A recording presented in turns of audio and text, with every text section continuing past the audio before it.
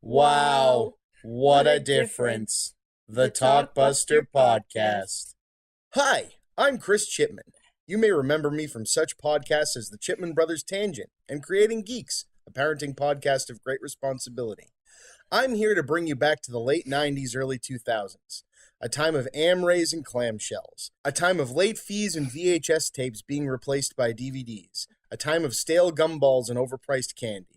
Yes, that's right. I am talking about the time of Blockbuster Video, the Walmart of the video rental industry, the mom-and-pop video store killer, the corporate big choice video store that everybody loved to hate. Blockbuster is mostly gone now, aside from parody Twitter accounts. By the way, The Last Lonely Blockbuster is amazing and you should be following them. Kids today will never know the crazy Friday and Saturday nights with lines wrapped around the store to rent the next big movie. No more will regulars who are in the know arrive at 10 a.m. on Tuesdays to snatch up the new rentals that week before the weekend rush. Most of all, no longer will young movie geeks like myself have the memories I, and many others like me, made while working there. You see, under all of the corporate evil and bad practices, Blockbuster was a home, a comfort, a place where I made lifelong friends and even met my wife. It is because of these memories that I, and I'm sure many of you, have, that the Talkbuster podcast was created, a place for me and others to share our memories of what once was, of the before time, of the long, long ago. I'm looking forward to see where this goes, how it evolves. Join me, won't you? Oh, I'm so happy. Harvey Firestein on the Talkbuster Podcast. This is Chris. This is Tim. This is Tim Chris. This is Chris Tim. This is Steve Dave. Tell him, Steve Dave. Welcome back, everybody, to the Talkbuster Podcast, a podcast where I, Chris Chipman, talk to friends that I used to work with at Blockbuster, and also talk to people, strangely, that have just reached out to me that worked in the video rental industry and the porn industry, for that matter. It's been quite a ride so far, and tonight this is an episode I've been very much looking forward to. This is my friend Tim, who predated mine and pretty much everyone else I've had on here's time at Blockbuster Videos, in particular the Salem, Massachusetts store. So without further ado, here's Tim. Introduce yourself, buddy. Hello, I'm Tim, and I feel like I'm going to come across as like the grumpy old man here. Back in my day, we had VHS tapes and we loved it. I wear an onion on my belt, which was the style at the time. We had to say Dickety, because the Kaiser stole our number 2. We wanted to see a movie, we had to steal it or go 20 miles to find a copy. We didn't have this Netflix thing. Before we get back to the beginning, do you remember when Redbox came about? Oh, yep. And we got like the video store magazine, and it's like, is this the end? It said on the cover, and you're like, oh, crap. Well, around that time, I figured out the end is kind of in the post for, it was in the post for a while. We knew it was coming, but. Yeah. So, like I said, I've told people before, I came into Blockbuster around 2001. That seems like forever ago now, but God, you were there for a bit before I got there. So how about we start with your history with video rental in general and with Blockbuster? Okay, well, it's funny because I actually remember the very first movie I rented from a video store. It was Caveman, the Ringo Starr movie. From this tiny little hole-in-the-wall place called Video Perfection in Swampscott. Great little store. It was terrific. But in terms of working video stores, it started for me, it must have been spring of 1994. There was this tiny little video store down the street from me that was just called The Video Store. We used to joke that it was the original. It wasn't. And that was in Lynn? It was in Lynn. Oh, okay. Right across from Aborn School. So it was like literally right in my neighborhood. And if you can imagine that little video store from Clerks, that was pretty much the store I worked at. And that was pretty much me, feet up on the desk, watching movies, not half as cool or as verbose, but yeah, that was me. It was a great little gig. It was a rough neighborhood, unfortunately. It very much is. We had a robbery. We had some people who would mess with us, unfortunately, which eventually led to the closing of the store. Well, among other factors. One of the other factors was a Blockbuster Video opened up in Salem right on Trader's Way. And yes, occasionally I would rent from there, even though I worked for a video store, because, well, we didn't have much of a selection. We had the new ones. We had a lot of romantic comedies in terms of classics and other good stuff, not so much. Tell me, did you rent Navy SEALs? We did rent Navy SEALs. Did you ever rent it from Blockbuster? I did not. Ooh, Navy SEALs. We did have an adult section, though, which is one of our primary sources of income, of course. And it was really grimy and creepy, and there were grimy and creepy people who rented grimy and creepy movies there with their grimy and creepy money. And returned in 20 minutes. Yes.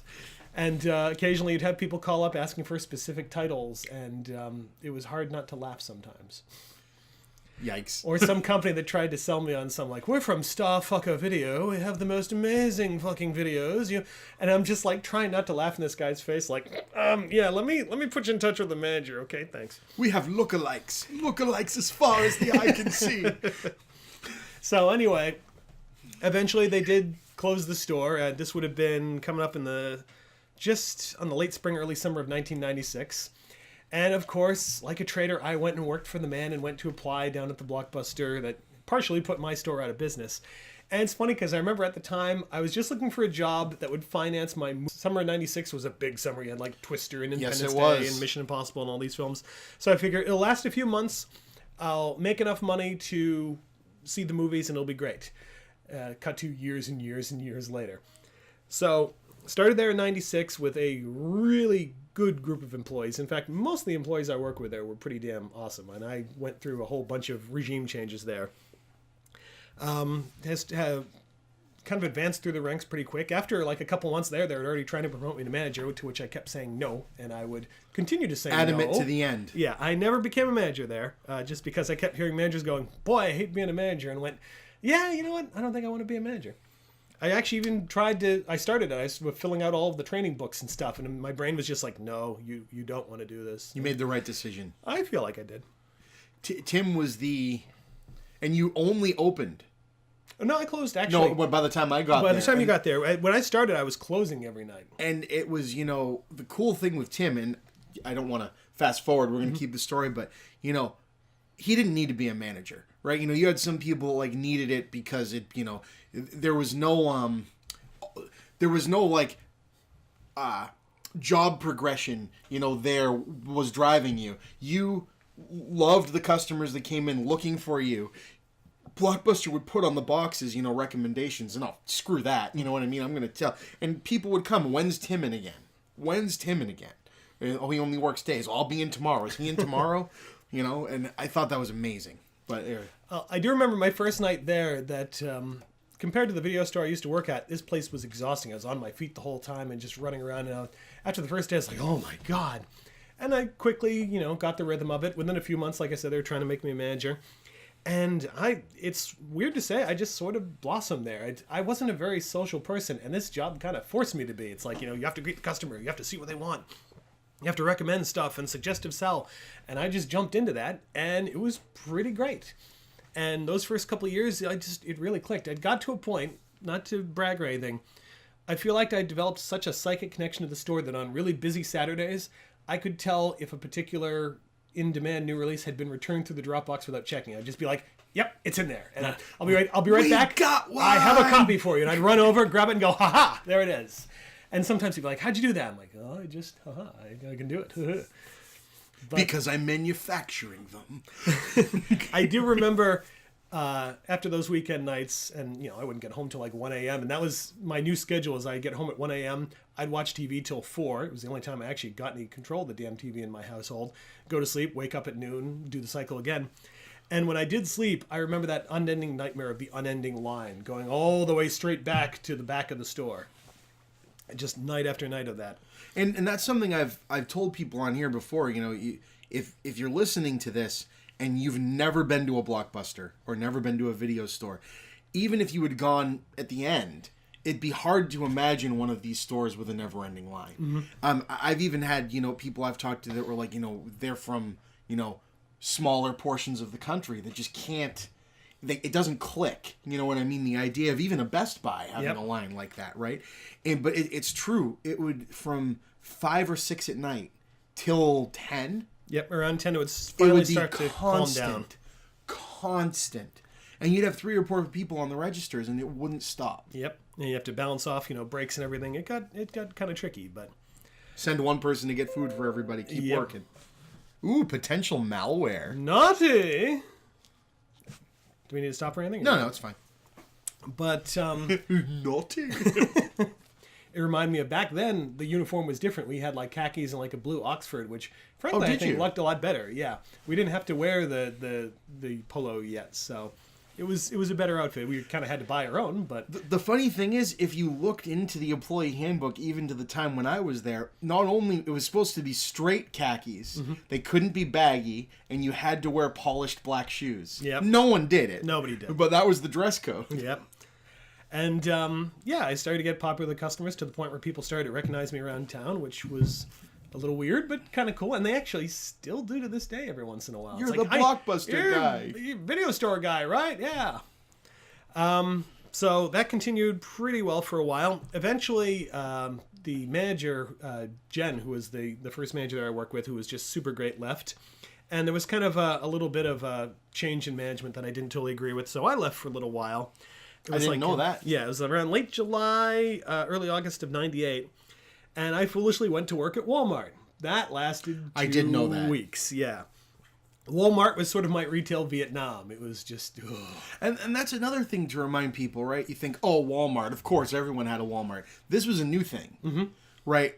We strangely still had our local stores like Walmart here a lot longer than, because Walmart took over the Midwest and then made its way to the coast, which is different than a lot of stores. But and we had Rich's and Caldor. Yep, when Rich's exactly where it moved in. Yeah, and so Rich's had only been gone for a year or two. Yep. When that Walmart showed up. Still pretty new. And Walmart was. Oh boy, that was a mistake. And it didn't take me long to come crawling back to Blockbuster. I remember the exact night. It was midnight of August 31st, because it was the big sale for Titanic, September 1st, 1998, when Titanic went on sale. And the new manager... Let go, Tim. I wish I could. Then the new manager at the time, Bill, actually rented a whole captain's outfit and hat. And I think he got a bunch of first mate hats for everybody. Amazing. I think I wore the first mate hat for a little while. And there started my kind of second run there with Bill's group, which was another great group of employees. We had a lot of fun there. And I'm trying to remember, it wasn't long after that, I think, that Bob and Jeremy showed up. Yeah, Bob was because Bob is 3 years older than me, so he would have been working age in 97, 98. Yeah. And so I'm pretty sure him and Jeremy were 98-ish. Yeah, I remember they both kind of showed up right around the same time. Might have been right around Titanic, actually. Yeah. Probably shortly after. I think it was just after. Or maybe right after South Park. Yeah, it would have been like 99, so yeah. Yeah, I just can't remember. At any rate, I do remember it was funny because for a while, Bob and I would get confused by customers, which isn't too bad, except that Bob would recommend some interesting stuff to customers, and sometimes I'd have to explain why this was recommended to them, and I had no clue. Yep. Oh, did you ever have that happen? Yep. I'd be on a bus somewhere, and some guy's like, hey, you recommended this movie to me. I didn't like it. I'm like, sorry? A lot, actually. Because some of my movie tastes were a little esoteric and bizarre. So I was in high school at the time. I had kids' parents sending them to find me in school to complain about a movie I recommended. Most of the people were pretty complimentary, but every once in a while you get a weird one. I do remember... in those days, there were like a couple standard fallback movies I'd recommend to people, like Sleuth. That was always a popular one. The Wicker Man, the original one, always good Which stuff. people always love. Yep. And it's really weird. And people also, always love it. Our store had one of the only full uncut versions of it on video. I mean, you can't get that really now anymore, unfortunately. Things like that. I'm trying to think of another one. Heavenly Creatures was one I recommended a lot to people. That was always a popular one. Miracle Mile wasn't always quite as popular with people, but I really enjoyed that film. So yeah, we had a.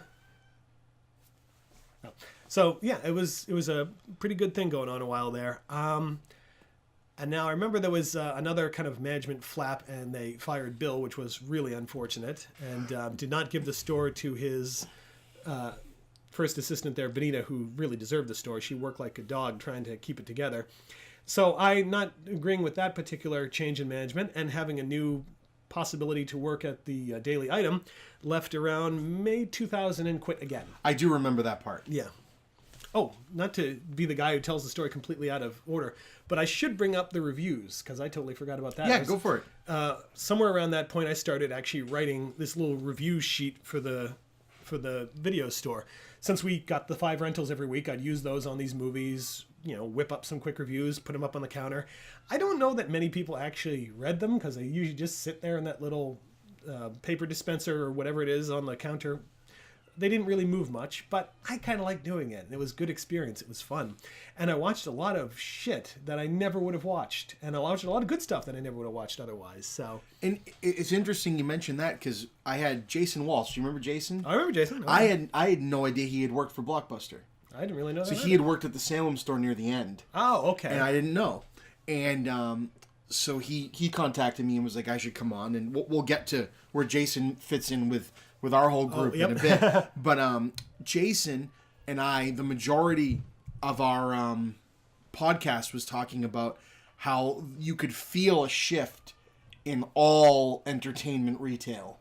Where the whole point of the 5-movie rental was so you'd see it and tell people about it. It wasn't to only watch this one movie I wanted you to watch and then sell all the pop vinyls and shirts and everything for it. Right. It was to see it all and tell everybody about everything because people wanted variety. It was more like a specialty store with a corporate mentality rather than a corporate store that was trying to pretend it was a specialty store. Right.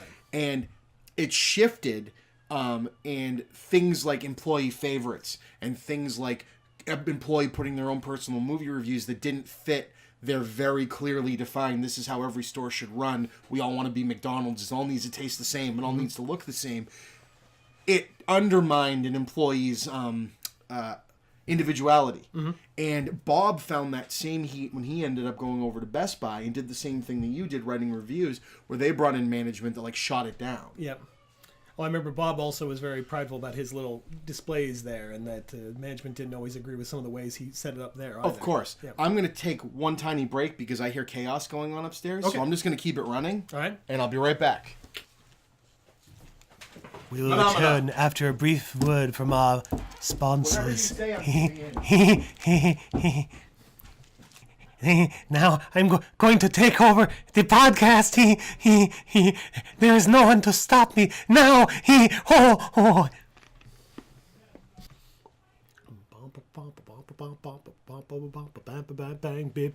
Blue moon, blue moon, dip dip dip blue moon. Dip dip dip dip pop pop pop pop pop pop pop bang bang bang beep blue moon. Yeah, and that's something that Tim's holding a bullet. Shh, don't spoil it. That's something that I think when we got a really good crew together, which was most of the time, I think you could really feel that individuality. That, I mean, we didn't always do things the corporate way. We kind of did things the way we felt they worked, and I think that's really part of the reason why these different groups would click a lot of the time. Well, right, and the other thing we'd said, is that's what kept, the Lynn store, the Salem store, and the Swampscott store were very close together in the grand scheme of someone in a car could get to all three of them. So you'd have people going, I've already been to St. Lynn, I've already been to Swampscott, now I'm coming here to find this movie. We had people that would literally tell us they came to our store because of how they were treated. And, they could call and say, do you have something? And we'd put it aside for them. It was a different world, and people loved it. Like the greeting thing, I was good at that. I mean, it became a reflex. You hear that little chime, no matter where I was, I'd whip around and go, hello, welcome to Blockbuster, bag, yada, yada, yada. The whole thing. And I was pretty good at that. And I like to think pretty good at helping people find movies. Especially that movie with that guy was in the thing. There was, that other one with the other guy. And sometimes off of that, you'd figure out what it is. Usually it'd be just whatever everyone was after that week. But usually, but sometimes they had that real hard one. Like, I know I saw one on your new release wall, and you'd be like, oh man. Because, we'd spend a lot of time walking through and looking at the new release wall. That's where the Jimmy Neutron Boy Genius thing came from. Which I'm holding on to talk with Steve about. I won't bring it up. But I'll give that meeting was amazing. I'll give you all a hint. Do you know I have it? I remember, yeah, I know. I'll give you all a hint. It involves a review from Roger Ebert for, I think, Lost and Delirious that says erotic, gorgeous, and I said that's the same thing he said about Jimmy Neutron Boy Genius, and it just went on from there. Oh, we kept building on that damn thing. That was pretty amazing. Anyway, over the course of one long meeting, yeah. Shoot, what was I was just about to say something. Sorry. No, it's okay. The thing is, it's funny, we started to become known as like these movie authorities, and we'd get the craziest stuff. I got so many phone calls from people trying to win radio contests, and a lot of the time it was my dad. Tim, what was the name of the olive oil company from Godfather? Genco Olive Oil Company. Thanks, great. Click. That happened a lot. you're into weird shit. What's the answer here? What was the last movie Cary Grant made? What was this one? Yeah, just that came up a lot. Yeah, we didn't really need a video hound in our store. Yeah, we had one. Yeah, we did, and we brought it out. We used it for some, but we were we were pretty good. Occasionally, with the weirdest stuff would happen. I remember the first time I discovered that somebody might not like me at the store. I was about to come in for my shift, and I got a call, and they said, "Yeah, before you come in, you should probably know somebody called up and asked if you were in tonight." And I said, "Sure." He's like, "Okay, great. I'm going to come in and beat him with a baseball bat." And I'm like, "Okay." So I came in that night.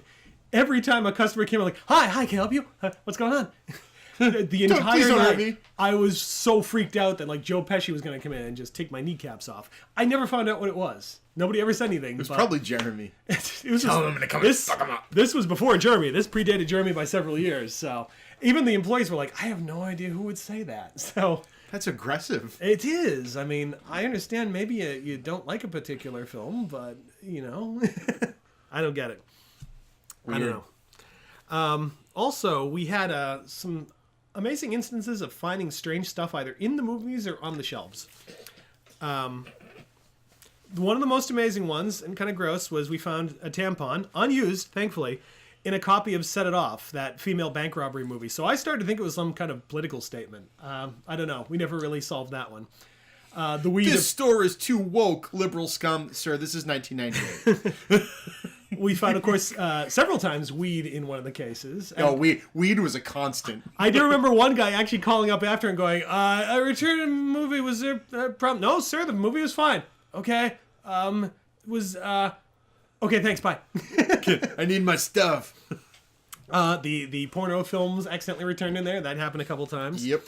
The kids section was a particular spot of weirdness for a couple of years there. Oh, the smell of urine and maple syrup abounds. I've never seen a kid apparently defecate horizontally, but that's what happened one time. We found a shelf where there was just, the poo was just like right there around the third shelf up, just in this one spot. Unless the mom just took the diaper and wiped it, which I don't imagine. I don't know how it happened, but it was kind of incredible. One of the most notable ones was one day when I was cleaning that section, I found a .38 special caliber bullet right in front of a particular Mickey Mouse cover, and I started to think that somebody really has it in for Mickey Mouse. So. Yeah, check the Twitters for a picture of this. I was starting, maybe somebody from Looney Tunes, maybe a Bugs Bunny, I don't know. You just catch Daffy's there pounding on it with a hammer, waiting for it to go off. Elmer fighting be very. Oh yeah. I'm hunting mice. I'm hunting on mice. The other thing was that because the kids section was right next to the video game section, it was the place where a lot of the kids who were trying to steal video games would go to do it. And once we started putting the video games in those big plastic locks, they'd take knives and kind of cut them open. Oh, the blood. Yeah, one time we found the spring knife just sitting there and blood all over the place in that kids section. It was pretty grim. I'm at least kind of happy that whoever tried to pull that one off didn't get away with it completely. Yeah, Jesus. And of course, there's the shoplifters. Oh, that little alarm going off through the detector there by the door. We had some interesting ones. There's one, I wasn't present for this one. I only heard about this secondhand from one of my fellow employees, Wendy. She was awesome. This guy who is leaving the store sets off the alarm, and there's a very large square right in his crotch, just poking out of his pants. And she's like, "Sir, could you go through again?" So he goes through again, sets it off, and she's like, "Sir, is there anything you want to tell me?" He's like, "No." He turns around, goes back in the store, comes out, block in crotch gone, and leaves. She went looking through and found this giant box set of Dolomite movies that apparently the guy decided he had to have. I have to have this. Somehow the fact that it's Dolomite seems appropriate. I don't know why. I have to have this immediately. But wow. The funny thing about the Salem store is the Salem store was, I believe, in a plaza that was built to have a Blockbuster in it. At least the Lynn one was. I don't and know they if it were a was- similar layout, and so they had that very carbon copy Blockbuster layout that made sense, with the CSR pit where the customer service people were in the manager pit up front with the doors on either side of it to come in through one entrance in a vestibule, and then the store kind of fanned out like bat wings from it, and you had those angled mirrors so you could see down into the aisles for the most part. Designed so you can see if someone has a garbage bag and they're dumping all of your movies into it. I ended up working at the Woburn store, which was an old bank, and it's now a bank again. Manager's pit and everything is at one end of a long rectangle, and all of the rows are tall, like at least 6 feet tall. You can't see over them, and are perpendicular to your view. So people would just come and load up a trash bag, and then a guy would come and hold open the vestibule door, and they just run out with the trash bag. You know what I mean? And it was incredible how much shit. Because when you're one, especially, I mean, at the time when we were doing really well, you'd have, even during the day, 2 or 3 people on. Right. It got to the point where they'd only have one person on. Yeah, you can't do anything If about you have it 2 or at that 3, you point. keep one in the front, and I'm just straightening. I remember that term, just for cleaning up straightening, and I just do that over just in good angles to keep an eye on people. And then it got to the point in Salem where we all, like I mentioned this on several of the other ones with Paul and with Steve, where we'd come in off shift, like, everyone's going to go out to the movies after work, or everyone who from the day shift went out for dinner. We'd come back in, and you'd just walk around in your street clothes and look around. Yeah. And we were off the clock, didn't care, you know what I mean? And it was a camaraderie that I miss and will never find again, I don't think. I don't think I'll find that in a job again. I definitely haven't thus far. One last thing on shoplifters, the other thing that was strange is that how seemingly mild-mannered people would all of a sudden steal the stupidest stuff for no reason. Yeah. I remember when we had... This nerd's rope is mine, We'd have motherfucker. those giant sets of toys, and we had this guy who, rented 3 movies for his kids and paid for those in cash and tried to steal, this $2 101 Dalmatians toy dog leash. And we caught him doing it, and he, did try to do that thing where he took it out of his pocket and just threw it away as he's, after he sets off the thing. And we just, kind of returned his movies to him, returned his money, deleted his account, and went, don't come back in again. But it's so strange that this, father who's, middle-aged, can pay for his movies, but won't pay $2 for this weird little toy that he suddenly decides he has to steal for his kids. It was It's just so messed up. really bizarre shit. We had some weird-ass customers. We definitely had some weird-ass customers. We had some really good ones, too, and that's the thing. I do find that the really good customers tend to outweigh in my brain the weird ones. Well, because they weren't just customers at that point. You would genuinely be happy when they came in. Mm-hmm.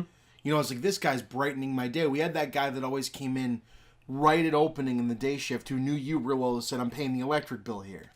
I forget his name. Was it the old Yeah. man? And Mr. he was- Gilman. And he was just the nicest guy. He was super nice guy. And he looked kind of like Uncle Junior from The Yeah, Sopranos. And he always came in on Tuesday Yep. at 10 a.m. because he knew no one else could figure this out. Yep. We'd tell people, don't watch a movie on Friday. Mm-hmm. Watch it during the week and come and get it on Tuesday if it's a new thing you want. Because guaranteed, if you show up at 10 a.m. on Tuesday, we're going to have this movie. Yep. And no one believed us because, just like with video games, they're not released on the day necessarily that they say things are being released. Right. It's, it's whenever...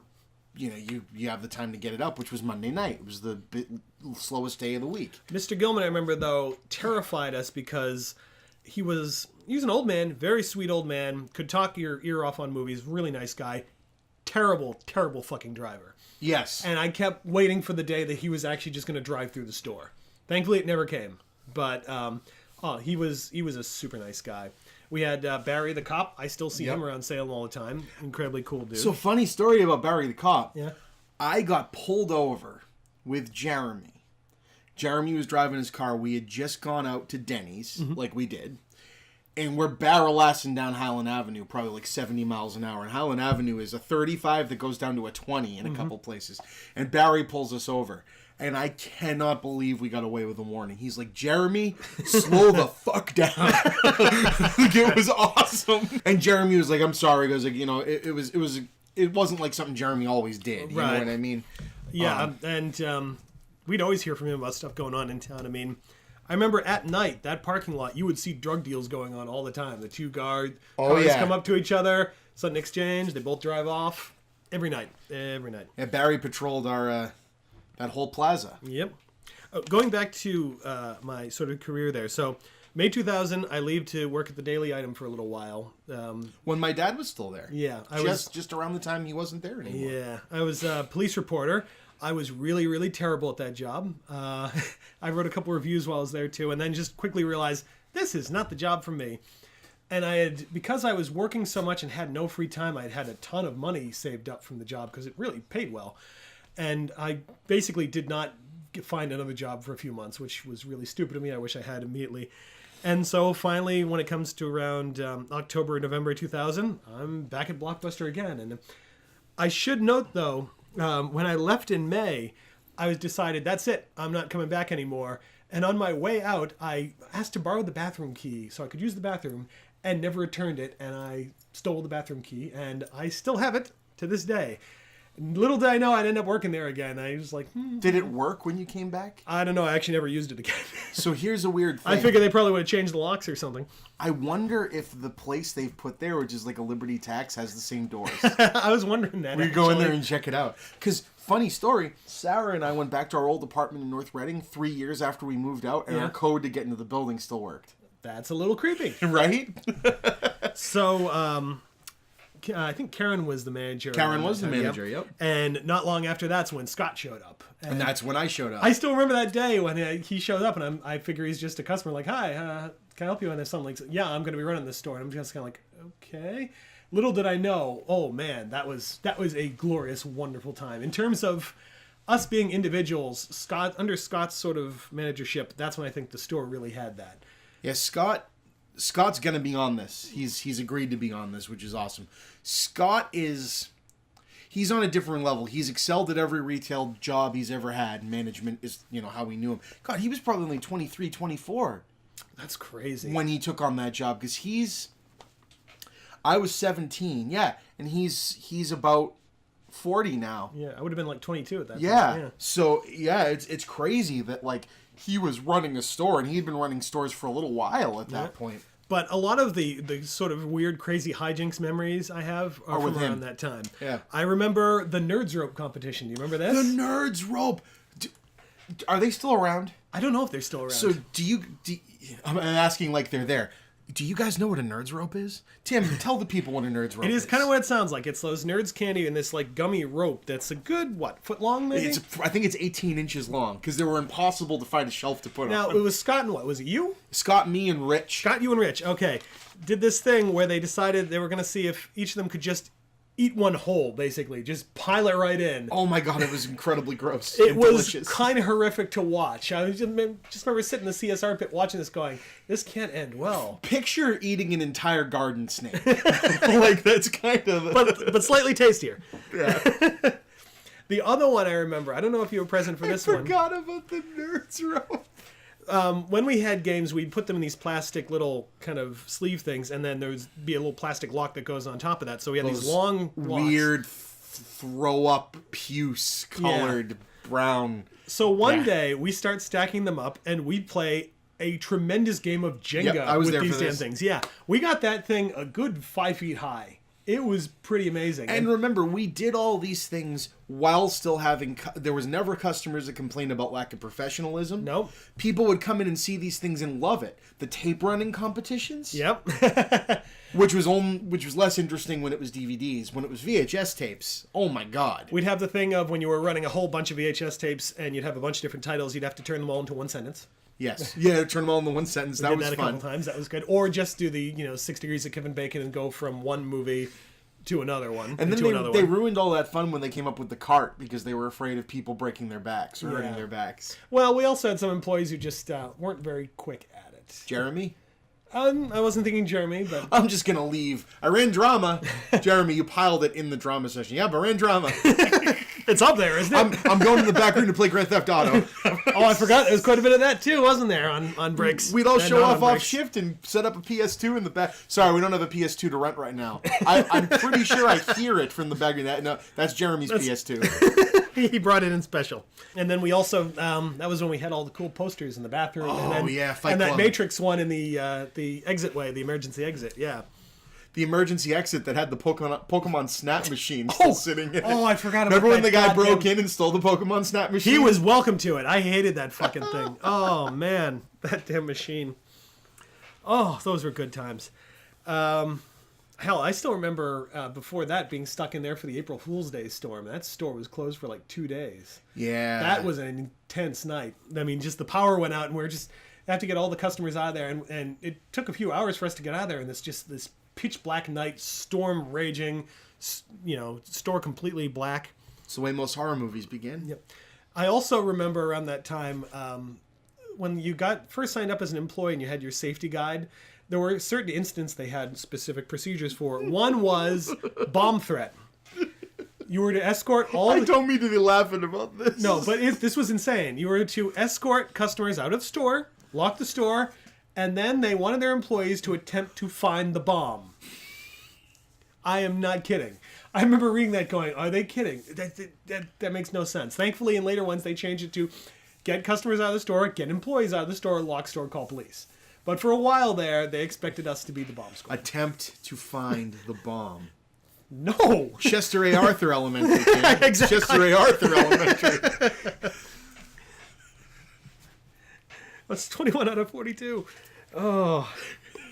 Wow. I also remember around this time they expected us to suggestively sell fucking DirecTVs to people. You cannot impulse buy a DirecTV. The thing that was great is what DirecTV was like $19.99 for like the tiniest package, but then you had to pay for like the install and everything. Yep. We didn't tell them, and we got like a $3 commission for selling one, and they were like, "This is what you got to sell." And so we had a DirecTV in the store so we could show people how well it worked. But it was... I just had that damn thing on Turner Classic Movies all the time. I was right. watching Lawrence of Arabia and shit. But it wasn't just the commission. It was you were expected to sell one a week. You had to sell one a week. That's right. And you got demerits. Yeah. And they're like looking at you, watching you try to, oh, would you like a soda? Would you like a Snickers bar? Would you like a DirecTV system, sir? It just didn't work that way. No, it didn't. I can't believe we ever sold any. I can't believe I managed to sell a couple. Somehow I bungled my way through that and did not dissuade the customer from buying the damn thing. But it was always a case of they wanted it, not I sold it to them, Right, people would come in and say, I heard I can get DirecTV and I don't have to go through the bullshit of calling somebody. Yeah. It's like, all right. I also remember that was right around the time 24 started, and I'd take my lunch break at certain nights because I didn't want to miss a particular episode, camped out right in front of that DirecTV watching that episode. Oh... there's also, of course, the infamous Blair Witch 2 massacre. Yes, and that's on my list too. Let's talk about how this comes about to give people background, because I don't think I've talked about this yet. Is Blockbuster did a thing, and I think Dan and I actually talked about it. They at his store called it Zero Rents, and we called it PVT, and then Field Destroy. And mop pulls. It was the mop pull for the PVT and the Field Destroys. Yep. And this particular batch of Blair Witch Project 2, which everyone thought was going to be this massive deal, even though it bombed in the theater. Yep. We had like 200 of this we had piece so of much shit. of that damn thing. And this was... When I started in 2001, we had a row of DVDs. It wasn't like there were DVDs. Remember when DVDs were mixed in with the wall? That was a controversial thing. Yeah, it might confuse the customers looking for the VHS tapes. Being an early adopter, I remember waiting. When are we going to get DVDs? When are we going to get DVDs? I think our first ones were like 8mm and a few The Matrix. The Matrix and a few other random titles, and then slowly expanding from there. But anyway, Blair Witch 2, sorry. And no, it's okay. And so... We got 200 or so of this on VHS. So it very quickly was part of the mop pull. And you do the Field Destroy pulls during inventory often, because you could have a group of people doing those and, getting them in bags and taking them outside. And I came in, because I still wasn't allowed to work after 10. Oh, that's so right. I would come in after 10 and hang out till you guys were done with inventory and go to Denny's. Scott would pay me cash. And I'd do some work. So I was helping with the PVT pull of Blair Witch, and I decided that it would be a good idea to elbow drop them. And then someone went in the back room and got a hammer. Yep. And next thing you know, there were no more Blair Witch 2 VHS tapes. I remember going outside, and we decided we had to do, for science, test the aerodynamics of the Blair Witch 2 video cassette to see exactly, could we get it to launch? How far can shit fly? We found out. Sorry, Mr. Burlinger. But it's true. we started to come up with some really creative ways to destroy this Dispatch, thing. and again, those field destroyed tapes stuck around for a while. It wasn't Yep. just this night. Yep. I think we curb stomped a couple of them. Oh, the curb stomping. I remember just picking up something heavy and just smashing. We started running over them with cars. Yep. Slamming them in the top gate of the dumpster. Oh, yep, that's slamming right. them in the door. Dropping the really heavy trash bin, like concrete trash bin on them. Oh man. Yeah, there was a lot of spools of bloody tape all over that parking lot. And all of it was on camera. Yep. And yeah, I was always worried sometimes. What if somebody looks at the tapes of some of the shit we were doing? Oh God, they'd see us filling the soda container with Sam Adams and Mike's Hard Lemonade forgot about to that start our one. inventories, and then us being at Denny's and going, shit, we left them all. We leave the empties and all the ones in, and Manager X. Did you listen to the one? Do you know who we refer to as I'm Manager pretty X? sure I remember who the person you worked with all the time. Yeah. Manager X.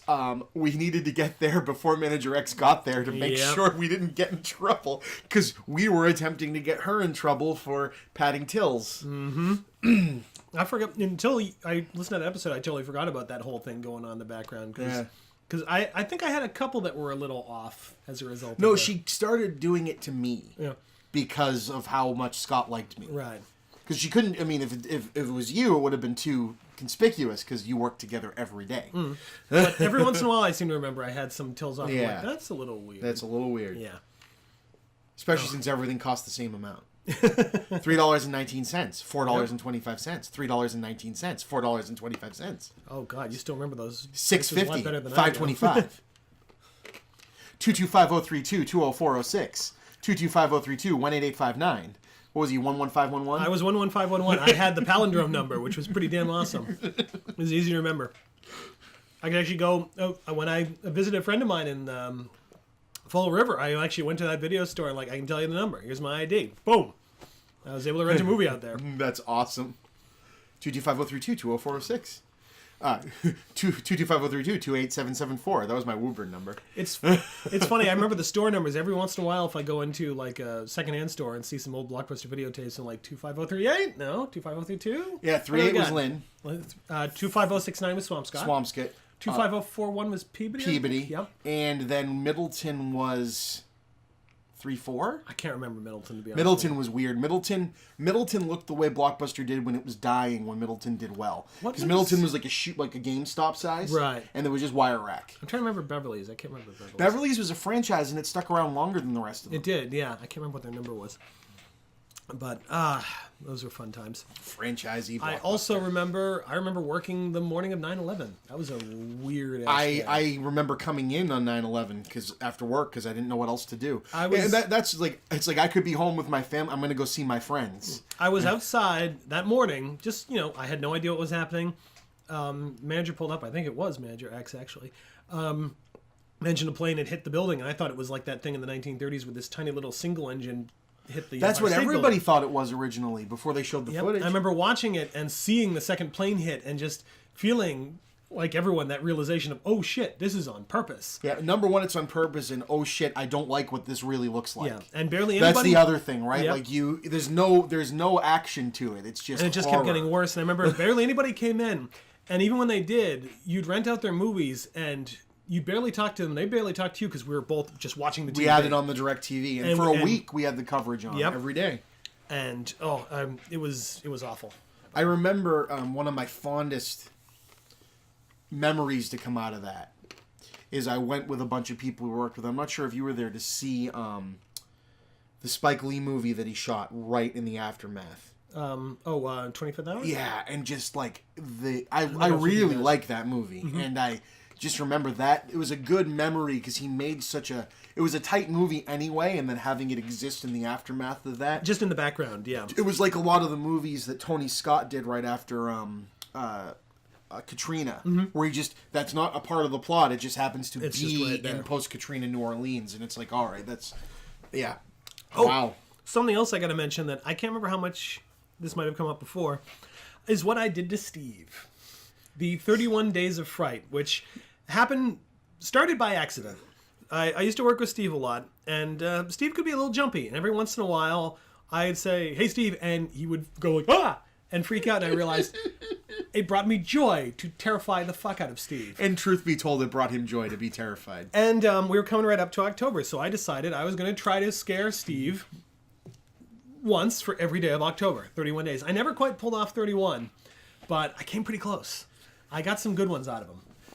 But I don't think this actually came up on my one with Steve yet. Yeah. I think we were waiting for me to have you on, so there was a... But I do have to say, after all those years... He got his revenge. Steve got his revenge. And Steve got his revenge on me, too. So Steve, who you guys have listened to on this podcast, is, as Steve puts it to himself, he's a very go-with-the-flow kind of a guy. He's not really the initiator of things...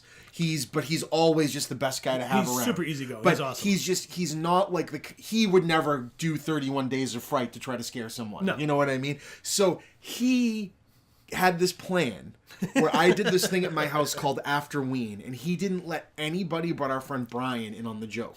Brian is actually a very brilliant and talented creator of cosplay gear. And I didn't really know this about Brian. But for those of you from the area or remember Gamers Workshop when it was a higher level of visibility around, Brian was one of the people that worked at the only one of those I've ever seen in the Liberty Tree Mall, making and painting Warhammer characters for people. And so he's very talented, artistic, and his costumes are always really cool. So Brian shows up at my front door. Now, no one ever uses my front door. And I did this party called Afterween, where I would have everybody into my house in November to reuse their Halloween costumes one more time and have an adult party where everyone has a good time. It's a sexy party, not an adult party. And I have this light in the front of my house that's on at night, and it was a hazy night, so it was the perfect night for like a Halloween type of thing. Brian comes to my front door, and I'm like, why the hell is Brian at my front door? So I go out the door, and he goes, there's someone here to see you. And I look, and standing under the light is friggin' Pyramid Head from Silent Hill. Now, if you do not know what Pyramid Head is from Silent Hill, click stop on this and search Pyramid Head. There's a chance the picture of Steve from my party will come up instead of the character from the game. But I'll share it again, too, just so you guys see it. Steve is about a 5'3", 5'4" tall person. We call him a hobbit for a reason, and he refers to himself that way. He's standing a good 6'4", like on bucket stilts, in a perfect Pyramid Head costume, and I go, Steve. And the Pyramid Head shakes its head no, and then he starts creepily walking towards me. And I was terrified, and finally realized it's Steve. So Tim was going to be late. So I got Steve down in my creepy Freddy Krueger basement, dressed up in the Pyramid Head costume, waiting for a good half an hour. And Tim goes, and I'm like, okay, we're going to get him. And I go, Tim, I got something cool. We need to show you something cool I did in my basement, because Tim had come over and seen my house. Tim walks in the room, and there's Steve with the giant Pyramid Head sword, and you jumped. Pointed right at me. Oh, I might have made a squeaky noise. You did. Steve was so proud of himself. I had to hand it to him, man. It was admirably done. It was incredible. I think that was also the night I got super, super drunk and puked all over the interior of your car. After. You did. You did. Not my finest hour on many fronts, but that was incredible. The night, as they have a tendency to around here, we're all very open, good friends, and nights have a tendency near the end of the night to get rather reminiscy and emoty, and people, start sharing things and get a little bit drunk, and Tim was already checked out at this point. I decided for the purposes of science I would see how much I could take. Well, I found out. I also had Paul making drinks for Tim the whole night, and Paul... Oh, Paul. Well, I remember Joe giving me a couple really special ones, too. Yeah. But I remember just being passed out on your couch and occasionally waking up and hearing Sarah going, is he okay? She was so worried about it, because you never drink. So I know. She was so worried about you. I have not drunk that much. I have barely drunk. It was since brutal. Then. I learned my lesson. But it was humbling on multiple levels that night. It was funny, though. It was pretty great. The throw up, though, I felt so bad. You felt great. You were like, I feel so much better. I was like, oh no. I remember the exact point in Highland Avenue when we came up a hill. I was like, oh, that was too much. We went to, and we parked in the ambulance. Yep. Right next to Malone Fence Company. Yep, that's And you just went for it. Oh. Wow. Should we discuss our forays into filmmaking around this time? Yeah, so Tim was the screenwriter of the group. Outside of these two, I remember the Burying Point script. Yep. That chilled me to the bone. I never got to do anything with that one. That thing was awesome. I remember around this time, though, there was a short horror film festival based in Salem, so we were kind of like, hey, we should do something for this. So we, kicked around a couple ideas. I came up with this sort of Nightmare Man type of one about a guy who catches nightmares. Didn't quite work as a script idea, but it was cute. And we tried to film it as a movie, and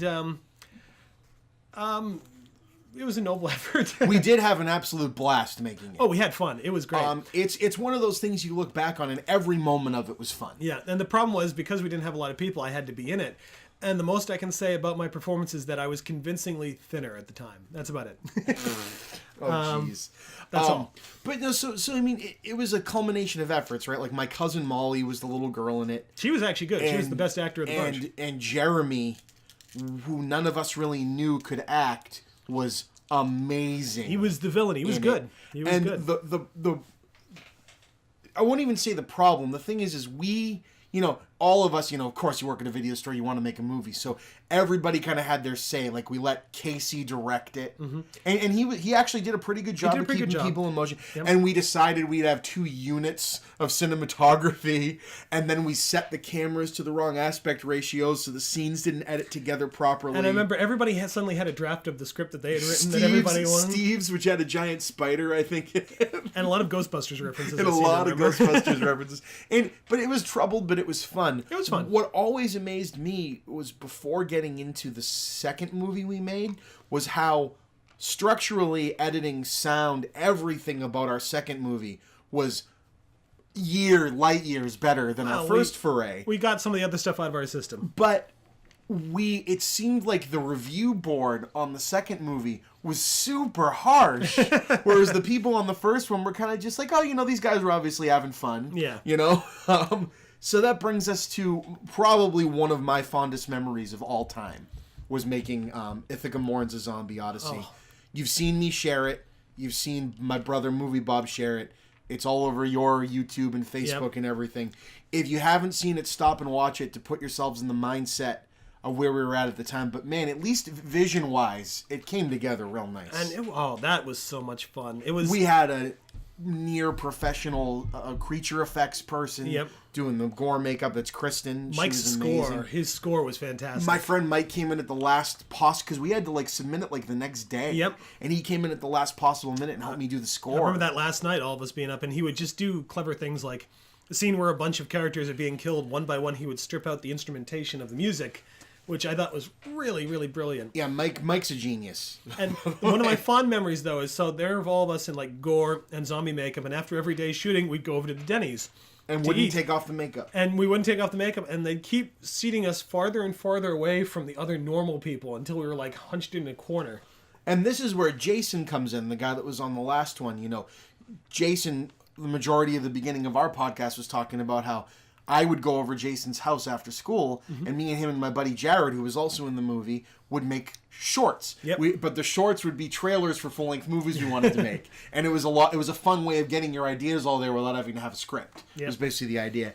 And Jason and Jared were my break-in case of emergency guys, because just like the rest of us, they lived this life. They wanted to work in this world. They aspired to work in this world. Where a lot of the people that we found to be actors and stuff in it for the other parts were, okay, we're going to help my friend. Yeah.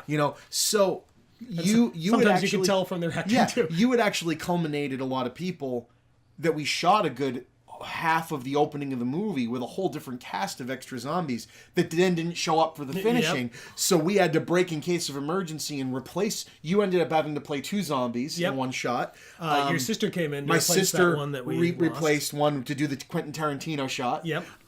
Your brother ended up being there. Who was just a really good natural zombie, too. I didn't even direct him. It was just you're a zombie. And he did the walk. I'm like, there it is. And perfect. He showed up with a handcuffs and a state penitentiary shirt for his zombie character, which actually, I thought was great. I bought those for him. Oh, okay. Either way, and he's got the handcuff with the severed hand. With the severed hand, yep. As someone said in our review, these guys used that severed, what did they say? their just use of that severed hand was, I forget the word that they used. Economical. Yeah. Was the We word. had 2 of them. We just kept using them over We and used over it again. as stubs Yeah. I and remember stub legs. when we cut off CJ's leg and the chocolate sauce accidentally hit the camera, and it freaked us out, but holy shit, it looked great. And it's a special feature. So we made a 15-minute long movie with, and I'm gonna get these files off my old hard drive, and I think we need to start producing this damn thing again, or at least get it all the special features up on YouTube. I'd like that. because we made a 15-minute long movie with 3 audio commentary tracks and 1 hour and 45 minutes of special features. I forgot how much we put on there. Damn. CJ shot a documentary of every day of filming. Yep. We had behind the scenes of everything we did in color, and the movie was mostly in black and white, so it was so cool. And I gotta say, I didn't know, one, that I had a, I guess, natural eye for cinematography and pulled off some cool You definitely things. did. And that when we went out to this area to film the action sequence, the big action sequence, is the thing and I'm it most was proud just of. me and you talking, like storyboarding it on the phone, like about how we do it, and it was like one takes almost the whole time. We nailed it. Yeah, it was unbelievable. I mean, we were it was almost we were chopping off legs, and we had tracking shots, and we had. It was almost exactly according to the boards. That felt so good shooting that stuff. It's still, if you guys get a chance to watch it, I mean, say what you will about, you know, some of the stuff in the edit. Again, it was edited the way it was because it had to be 15 minutes long. The end got a little rushed. Michelle, who I'll have on this, who admittedly to herself goes, "You really couldn't have told me to maybe like mellow out my accent a little bit." And so, it was a little thick, it's but a little thick. But again, that the scene for that shot was awesome. We just had so much goddamn fun. it just felt good. It felt like, yes, this is exactly what I want to be doing. To be actually out there directing a movie with a bunch of And friends. most of the places we filmed it, you can't even get to anymore. I know, they fenced them all off. Yeah. So, especially the graveyard, we kind of defiled. Not that much. Another cool thing about it was that we actually, and I never got to go to any of these, so I'm super bummed out, but Tim actually got it shown a couple of times. So let's talk about that a little bit. It was Halloween. It showed at the movie theater that I'd eventually end up working at after I quit the video store. They showed it on the big screen before. I can't remember what the other movie was showing, but it was like the short before it. It was God of Vampires. Oh, God, you're right. It was God of Vampires. Which Yeah. was, what's his name? Rob Fitz. Rob Fitz, who we went to his film festival that he was using to fund it. So I thought that was really cool. I forgot it was before that, but And did you know that my friend who I ended up working with, Morris Chung, was the star? you did mention that. And I ended up working with one of the other stars, Kurt Bergeron, who was like the production designer and the guy who has his head ripped off and thrown at the bar midway through the movie. And Rob Fitz, now works for K&B, and he actually was the in a lot of movies, but I happen to see him in the end credits as the lead effects guy on Patriots Day for the bombing sequence, which is horrifying actually, and he did a great job on For it. years afterward, he would make up people as those Chinese vampires out in Salem, right in front of Yeah. Magic Parlor. It was great. So another thing to check out, you guys should check out God of Vampires. Absolutely. It's got a lot of heart, and he really put. His gore effects were amazing. It's really just a showcase for how good he was at that stuff, is what the movie really is. But it was cool to see him go every year and show us more of the movie. Yeah, And little bits of it. And he'd get cool cuts of like Halloween original print or the Texas Chainsaw Massacre with Spanish subtitles. It was the first time I saw the thing Me on the too. big screen. Yep. And that night's interesting because you and me and Bob went out to Worcester. Yep. And I got out of school and drove home so we could drive out there. And the parking garage we parked in, we didn't realize closed at midnight. Oh, I forgot about that. And so we went to find the car in the pitch black. Yep. After a horror movie festival. After the last one was like Bloodsucking Freaks. Oh yeah, whoops. Well, Bloodsucking Freaks is hilarious, but it's so bad. It was interesting. But So Rob Fitz actually came and found me at work when Mo had told him that I remembered him. Really? And so I come to my office and my seat turns around, supervillain style, and Rob's sitting there in his trench coat and his Cannibal Corpse shirt. And he goes, "Oh my God, I haven't seen you in so long," and gave me a signed copy of God of Vampires. So I still thought that was see really him cool. in Salem every once in a while Yeah. around Magic Parlor. He's a I good keep wanting dude. to say hello. He is a really good dude. I like him a lot.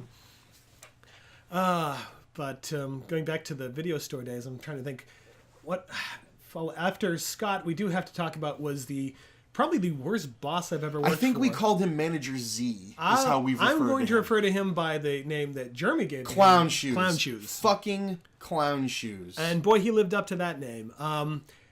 one of the laziest people I've ever seen. We'd be... But Tim, he was really spending all of his time on his basket creation website with his wife.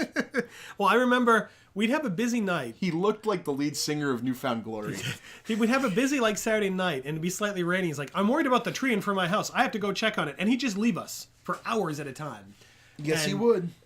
I've later found out, of course, there was no tree in front of his building. He would just take off. So the thing I found out about him later, and I think I talked about this a little, but I'll remind, is that when they decided to split us all up, they brought in Clown Shoes and moved Lord Almighty Scott over to the Woburn store. What it turned out is they were moving Scott to the Woburn store to fix Clown Shoes mess ups there, and left Clown Shoes assistant store manager in Woburn with Scott, and brought Clown Shoes to our store. And what it turned out was that the assistant store manager and him were transferring all like the PVTs and just putting them in the back room and piling them up and not processing them, but they had perfect scores to get the store more hours, because you got more hours based on this. And then when Scott ended up trading me for 2 days a week as a CSR for a full-time assistant store manager, who they then moved to Salem, and Scott tipped them off to say, hey, we're finding empty PlayStation 2 rental boxes in the ceiling tiles.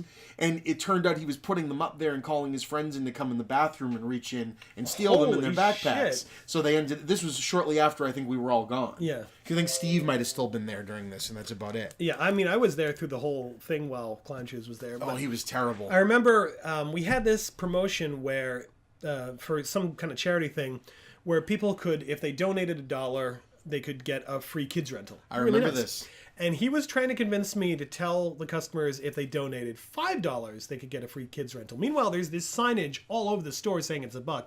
And I'm like, I'm not going to do that. They're going to see the signage, realize I'm lying, and going to be upset. No, I won't do it. And he was like, he was going to tell the district manager on me, like, I don't care. Just do it that way. I wouldn't do it. I told the district manager, he's like, yeah, you shouldn't have done that. I mean, that's the kind of weird, shitty thing he would do. He was just weird. Oh, he was terrible. He didn't even seem to like movies. He ruined all of our good outlook on it. Like, that was like the beginning of this isn't fun anymore. And, well, you know, he was so pissy about the fact that we all liked Scott and didn't like him. I remember he tore down all the posters that we had in the bathroom. He tore them all down, and he held a store meeting about how, you know, we could hang out. You know what I mean? We could go out and watch movies. I'm a cool guy. And we didn't really have anything against him. He just wasn't nice. Like, he was a prick. Yeah, I had that against him. I thought he was an asshole. Yeah. Him and I can't remember who his assistant, that little blonde kid. That's was. what I'm talking about. Yeah, that's the guy. That's the guy they shit canned. Yeah. Oh, I hated him too. I hated both of them.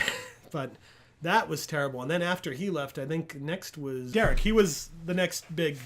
I forgot about Derek. Yeah, Derek he was awesome. the guy in charge. Derek was incredibly cool. And yeah, then we had Shayna, we had Melissa, we had just a really good group. And that was kind of the group I closed out with there. When I started to lose hours, I worked at the movie theater for a little while on the side, the AMC, but I never left until I finally actually left. But Derek's when group, was that? 2009? That was June of 2006. And here's the amazing thing. I left the next day after my final day was the 10-year anniversary of me starting there. That's awesome. I literally left a day before it would have been 10 years that I'd started there. So, yeah, that was around the point where it was clear the video store thing wasn't working. I loved how in the meetings they'd try to pretend, oh, yeah, this Netflix thing, like that's going to work. What's funny is most of the Paramount guys that ducked out when Viacom sold it ended up being big investors in Netflix. And also, surprise. that the guy who developed Netflix offered it to Blockbuster, yes, and they said no. So they said no. We're a family-oriented in-person format. So clearly, I mean, you had that, you had Redbox. The writing was on the wall, so it was time to go. So I quit there, started working at the Cinema Salem when they reopened up that year. I only lasted there about a year and then finally moved on to my current job. And that was pretty much it. And then Shane and I would go in every once in a while and saw when they cut the store in half, which that was the worst. Weird. That was just the worst. Bizarre. That was clearly a sign that, oh, yeah, things are ending because they have to save on the rent by cutting it in half. And basically, we kind of picked the bones clean as it was closing. Just like, I have the Blockbuster, the gumball machine. You've got the gumball machine. They were selling the fixtures. I got a lot of good deals on some cheap movies. So, and that was it. And now, if you go down there, the only remains of Blockbuster is this blue pole out on the roadside. They used to have the big neat sign there. That's it. That's the only trace that's left. You'd never know. Nope. You never know. And that's kind of it for all of them. And boy, I do miss the video store business. It was fun, and even near the end, like I said, as much of a corporate nasty as Blockbuster was, when they started making us all go to the region meetings where they roll out the new ways we had to act and the new words we were allowed to use. Oh, yeah. It's still, when you got back to work, still felt like, no, this is just my store. Yep. You know what I mean? This is fuck you. This is just my store. And even then, we were still doing stuff. I remember we used to have our weird little mascots that we'd put on the registers. We got this bunch of aquatic animals from somewhere, and I kept I adopted the shark, and of course Shannon would give it to some kid, no, that's my shark, my bubbles.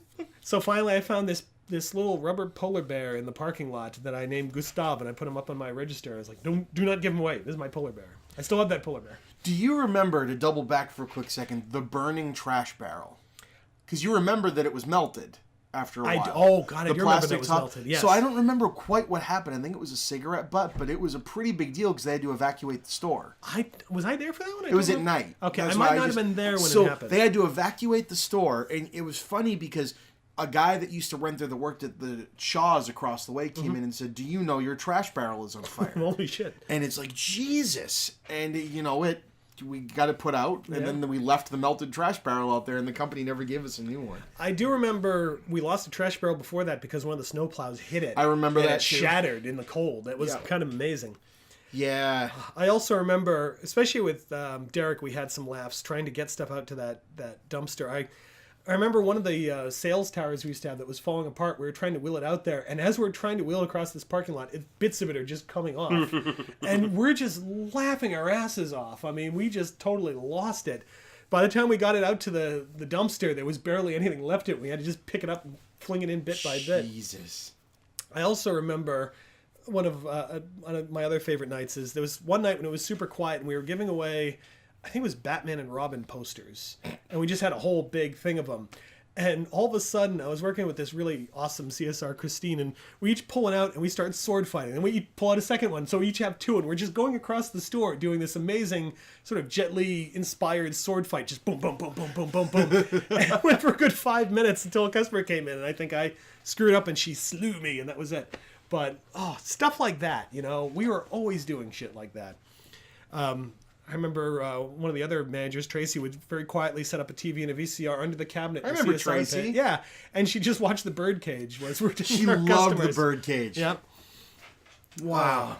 And then, so something I was going to bring up, we keep doubling back, but, I was going to bring this up when I did this with Jeremy, but, maybe I will have him on someday, but, well, a lot of this is fun for a lot of us to think back on, Jeremy hasn't had the easiest time of it, so these memories kind of bring up some rougher stuff, so we'll leave that to a future thing, but again, we talk about him in such a regard because he was very much one of the most important parts, if not the most important part of this group. Oh, absolutely. But he was a particular pusher of a particular movie.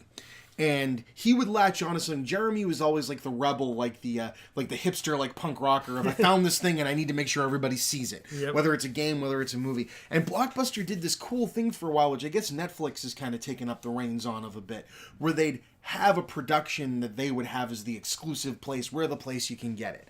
And a movie that became a really big deal. I ended up quite enjoying it. I know that you don't like it so much, but Jeremy loved it. Was this movie called Boondock Saints. You may have heard of it, you may not have, but I need to remind you that regardless of which one of your, friends that think Heat is a documentary about them, or whoever else that may have shown you this movie in college, it originated at Blockbuster. You could not get it in the United States unless you rented it at a Blockbuster, and you could not buy it unless you imported it from Canada. Yep. And we had 2 copies, and they were always out. Oh, yeah. Because we all, even those of us that weren't as fond of it, were like, you want to see a cool movie that's kind of about the area, check out Boondock Saints. Or just get stolen. I remember that was another one that stolen. They never got returned. Yeah, and so Jeremy just pushed this. And, Tim, I can't even really remember much about it at this point, but what's going on with Boondock Saints? I know. I remember Jeremy after me, like, you got to watch it. Got to see the scene with the cat. Come on, it's funny. Come on, it's funny. It is funny. It's funny. And I watched it, and I was just kind of like, yeah. Willem Dafoe's good. I'm all set. It's one of those movies that, like, after after you see it and after you see other work that the director has done, it kind of falls in that American History X line of things where you go, this is definitely editors saving this more than it's the person having any talent. I found the documentary on the making of the movie, yes, which explains how it became a Blockbuster exclusive. Yes. A little more interesting than the film itself. And so, what's the name of the director? It's Troy Duffy. Troy Duffy, Yep. and Troy Duffy has made a sequel to this, and I think that's about it. I've never seen this sequel. So. Yeah, and Troy Duffy made this movie that's, about a couple of... It's a clever premise. It's about a couple of criminals that are terrible at being criminals and end up being like the...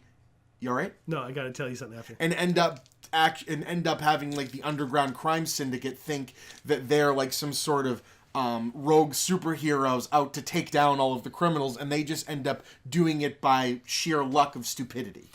And it's a clever premise. It's got Willem Dafoe being hilarious. And if you want to see Doc from Fraggle Rock swearing up a storm... fuck us! Fuck us!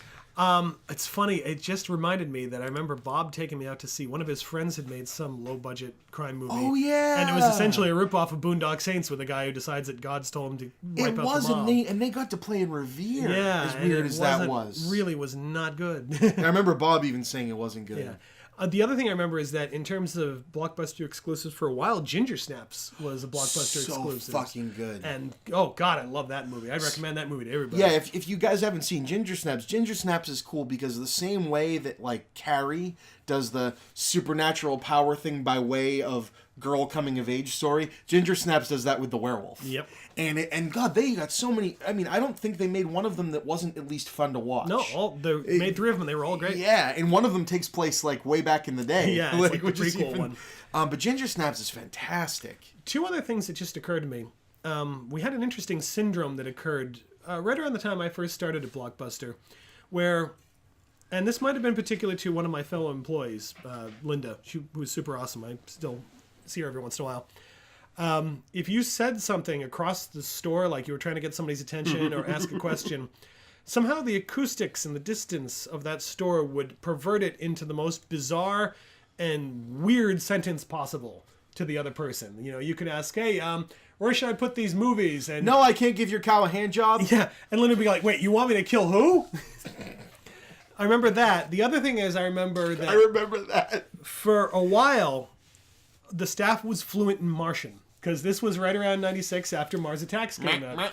So oftentimes you just hear the strangest noises in that store, but you hear, "Ka, ka, ka, ka, ka," and somebody else would answer. And customers would be like, what the fuck is going on? He's making the international sign of the donut. There was that. We had a lot of cheap martial arts movies featuring a martial artist who was in Enter the Dragon called Bolo Yeung. Yep. And Rich, who was this ex-Marine who was like one of the nicest Rich. guys. He was super cool. Would occasionally just yell out across the store, Bolo Yeung! When we were trying to find an inventory, did you find that movie starring Bolo Yeung? Now, I talked about it with Steve, but just to get your reaction out of it, I'm going to say a gentleman's name, which was not his real name. Okay. The Mayor of China. The Mayor. Do you remember the Mayor of China? I'm not sure. Let me see if I can paint a picture. Okay. Pretty well built, but kind of like pudgy, well built guy. Okay. Who, kind of short, would come in and leave cards that he was a personal assistant / protection / nude male model. I think I remember. And this he guy, would actually. always ask for all the stand-ups, the Yes. person's all stand-ups. I don't know if he ever told you this, but he came in and told Steve that he was an international renowned martial artist, and they were so proud of his kung fu. Think about how wrong this statement is. In China, that they made him the mayor. And he was adamant, I'm blah blah blah, Mayor of China. Like that's it. And he was a Midwestern white guy. Okay. Mayor of China. That's not the guy I'm thinking of, but I do remember hearing about this guy. Oh, man. I also have to mention the Jerry Maguire gag, which I forgot about. Oh, Jesus. You mentioned standees, and I remember we used to have that 6-foot-tall Michael Myers one every once in a while next to the display that would freak me out. See that out of the corner of your eye and be like, ah! So one time we had a 6-foot... I don't know why they gave us this. It was just 6-foot-tall Jerry Maguire, Tom Cruise on the phone, on his little handheld phone. So we decided to put it in the back room at the table so that when the next manager came up the next morning, they would open the door to find Tom Cruise just sitting there at the table on the phone.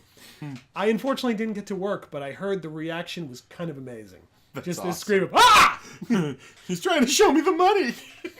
I also remember the year we got a whole bunch of amazing Universal Monster standees. And I remember that. everybody put their names on them, and we had to send all the fuckers back, which is a bummer because I really wanted that Gilman one. Oh, they were beautiful.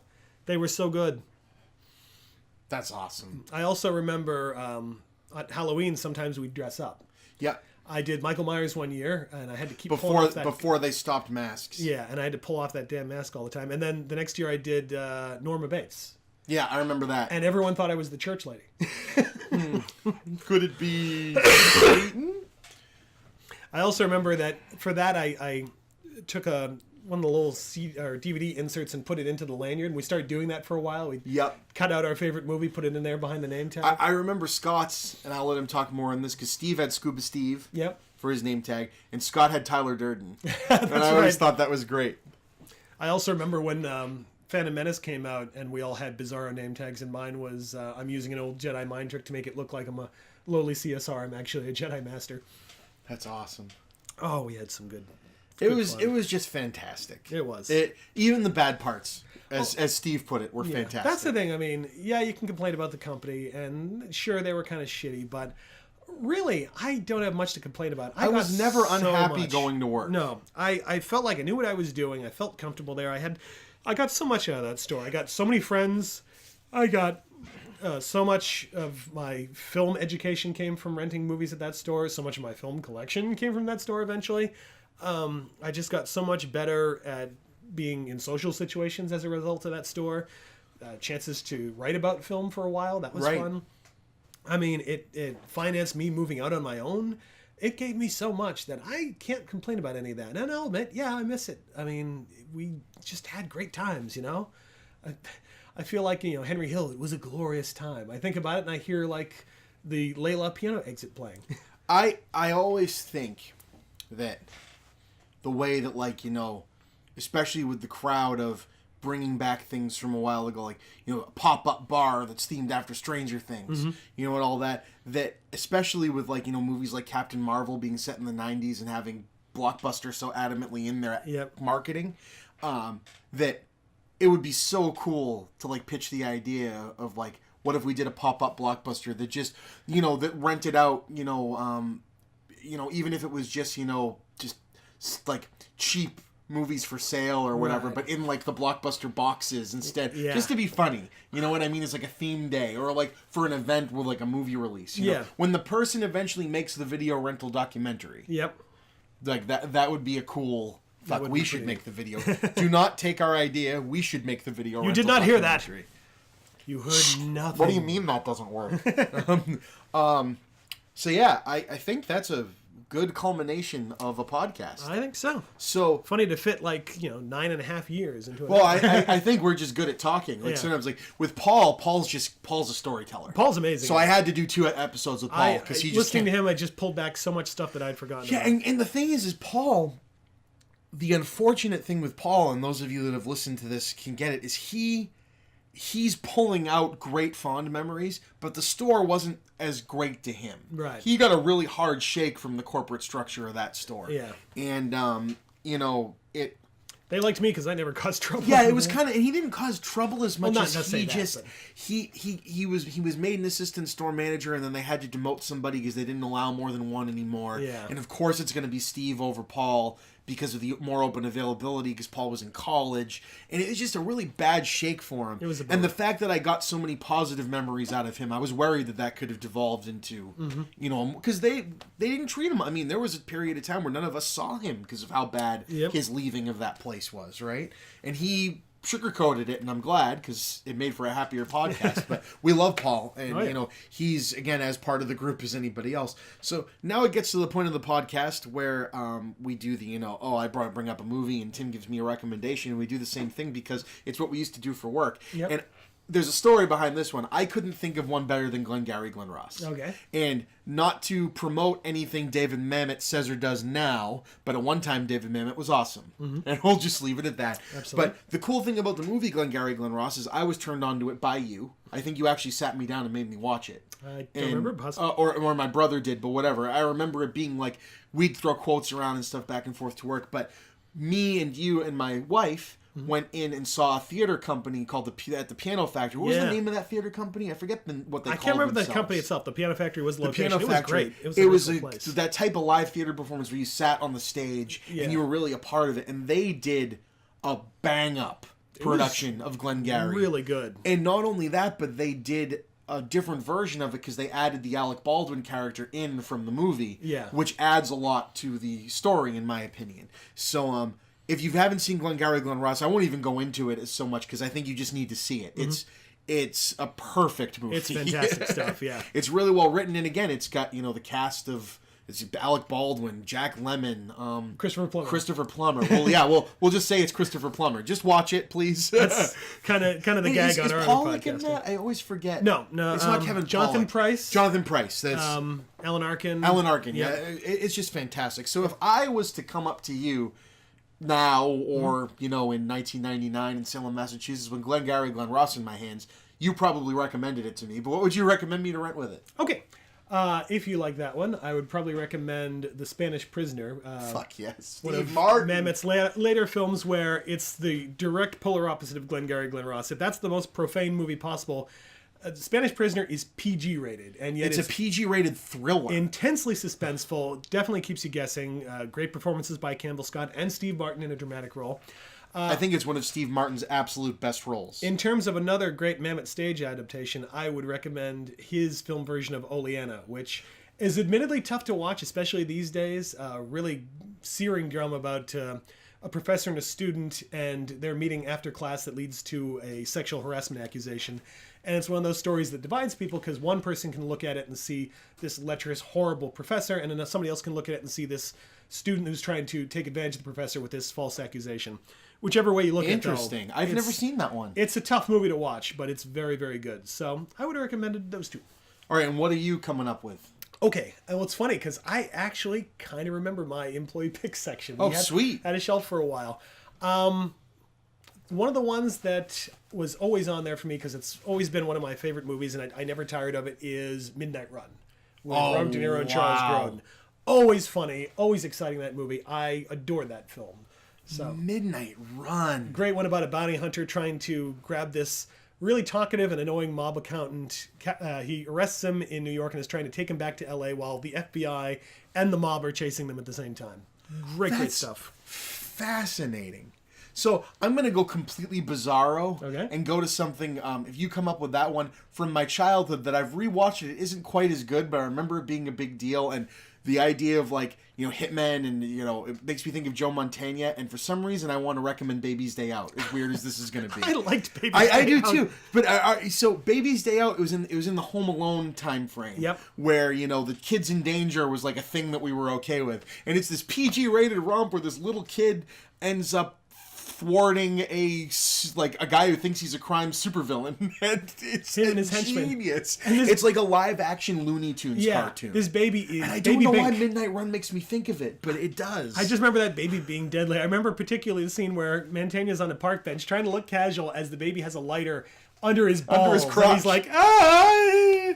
And that finding movie that would never really get funny. made. It would never get made. But it was. I remember it being a kind of a big deal at the time. It was a huge deal. The effects were. There was a lot of digital effects for that baby. Because the kid was. They had him on I-beams being lifted up on structures. And I remember when it came out on video, this big promotional thing where they had this map of New York where it's like find Baby Bink. Yeah. Yep. I don't know why, but yeah. So. Interesting choice. So I recommended Baby's Day Out. That's good. It's funny because I remember my employee's favorite shelf was Carnival of Souls, Taxi Driver, Midnight Run. I want to say Miracle Mile because that was one of the first movies I rented for free as an employee. A really odd one with Anthony Edwards. Single White Female, I think, and Mrs. Parker and the Vicious Circle because I was a big, and still am a big Jennifer Jason Leigh fan. That's awesome. I think that was it. Those were... Oh, and The Wicker Man. That was my other one. Yeah, I think I had Nightmare Before Christmas, Army of Darkness, Evil Dead 2. Ooh, good choices. Why am I completely... Dead Alive. Yep. Because we didn't have bad taste, but we had Dead Alive. Yeah, I didn't see that till your brother bought it for me. And... Tombstone.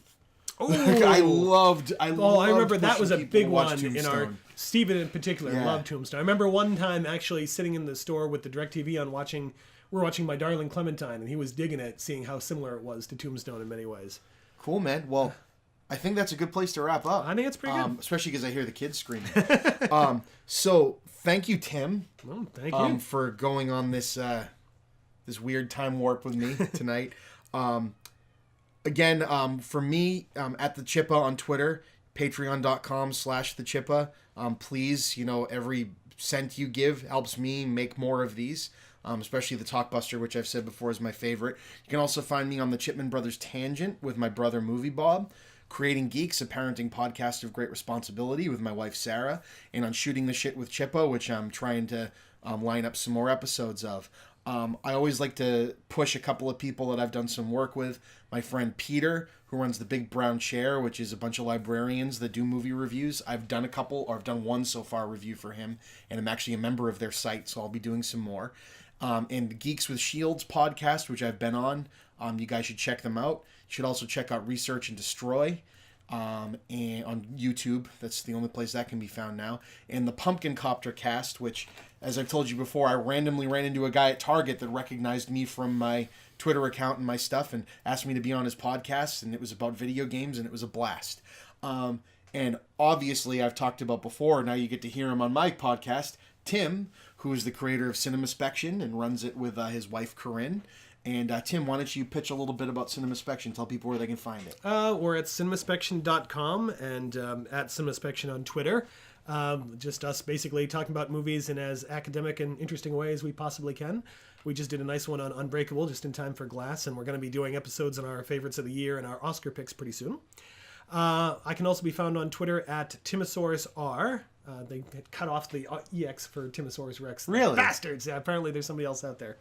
So you find our stuff out Is there. this the first time you've been a guest on someone else's podcast? It is, actually. Woohoo! Yeah. We did it for each other. That's awesome. All right, so thank you all for making it a Talkbuster night or day or whenever you're listening to this. And please be kind, rewind. Have a great night.